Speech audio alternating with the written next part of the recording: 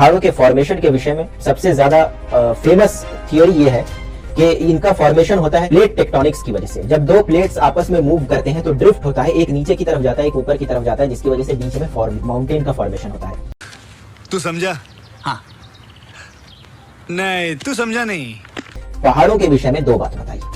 पहली बात, कुरान ने पहाड़ों के बारे में यह बताई कि ये पहाड़ खूंटी की तरह जमीन में फिक्स किए गए हैं, पेग्स की तरह है। कुरान चैप्टर नंबर 78 आयत नंबर 7 में कहा गया वल जिबाल औतादा। वतद का प्लूरल है औताद। वतद अरबिक लैंग्वेज में कहते हैं खूंटी को या पेग्स। कौन है ये लोग? कहां से आते हैं? पहाड़ों को कील की तरह या खूंटे की तरह ऊपर से गाड़ा गया है। तो दोस्तों, यही लोग अपनी ही बात में आगे बढ़ते बढ़ते कहते हैं कि ये पहाड़ तो नीचे से ऊपर की ओर आए हैं। गाड़ना तो ऊपर से नीचे की ओर होता है। सेंचुरी में एक अमेरिकन साइंटिस्ट जो कि नेशनल एकेडमी ऑफ साइंसेस के 2 कॉन्जिक्यूटिव टर्म तक प्रेसिडेंट भी रहे हैं, फ्रैंक प्रेस, इन्होंने 20वीं सदी में एक पुस्तक लिखी रिसर्च करने के बाद अर्थ के नाम से। स्पष्ट तौर पर यह बात लिखी कि जो पहाड़ होते हैं, माउंटेन्स होते हैं, उनके रूट्स होते हैं, उनकी जड़ें होती हैं। चुप, बिल्कुल चुप। यदि पहाड़ों को ऊपर से गाड़ा भी गया है खूंटे की तरह, तो उससे मानव जाति को क्या लाभ? यदि केवल ये कह करके पीछा छुड़ाना हो कि हमारे इसमें बताया गया था गाड़ना और उसकी रूट भी हैं, तो दोस्तों रूट तो उसकी भी होती हैं जो धरती में से निकलता है, रूट्स उसकी भी होती हैं। जैसा कि आज साइंटिस्ट मानते भी हैं कि आकुंचन और संकुचन, जैसा कि दर्शनों में और वेदों में स्पष्ट जिक्र है कि पृथ्वी में आकुंचन और संकुचन हुआ, उसकी वजह से यहाँ धरातल के बहुत सारे क्षेत्रफल में अलग अलग कृतियाँ और विकृतियाँ हुई हैं। इसी के साथ साथ मैं एक पॉइंट और भी जोड़ना चाहूँगा कि क्या यदि मैं बीज धरती में बोता हूँ, वो ऊपर भी निकलेगा और नीचे भी जाएगा, उसकी भी तो रूट्स हो सकते हैं।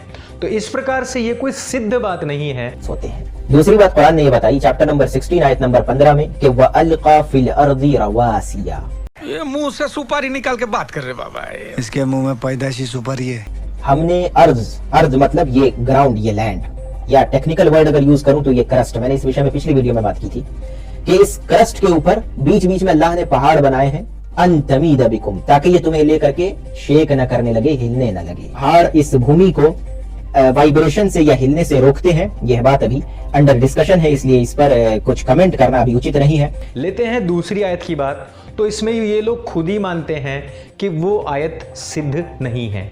अब मैं आपको बता देता हूँ, सबसे ज़्यादा भूस्खलन, सबसे ज़्यादा भूकंप, सबसे ज़्यादा थरथराहट उन्हीं क्षेत्रों में होती है जहाँ पर पहाड़ होते हैं। इसलिए ये कहना सरासरी गलत है कि पहाड़ों को इसलिए रखा गया था ताकि कहीं ये पृथ्वी डोल ना जाए या हिल ना जाए।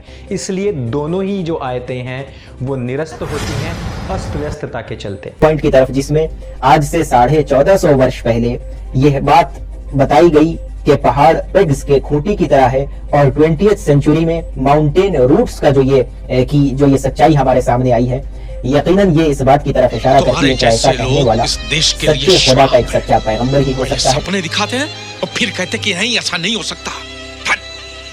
कुछ लोगों ने आजकल बहुत शोर मचाया हुआ है कि 1400 साल पहले, 1438 साल पहले से, 1450 साल पहले से हमको ये बता दिया गया, वो बता दिया गया।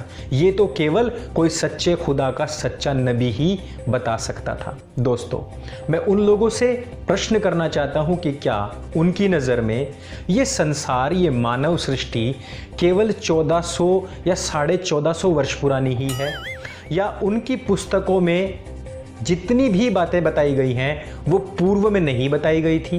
क्या ऐसा है? या फिर वो सब चीज़ें पृथ्वी पर नहीं थी, वो उन्होंने बता दी, या फिर जो दूरगामी थी वो चीज़ उन्होंने बताई?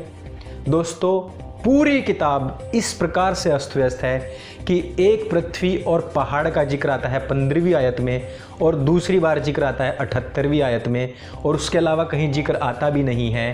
तो हम उसको कैसे ईश्वरीय पुस्तक मान लें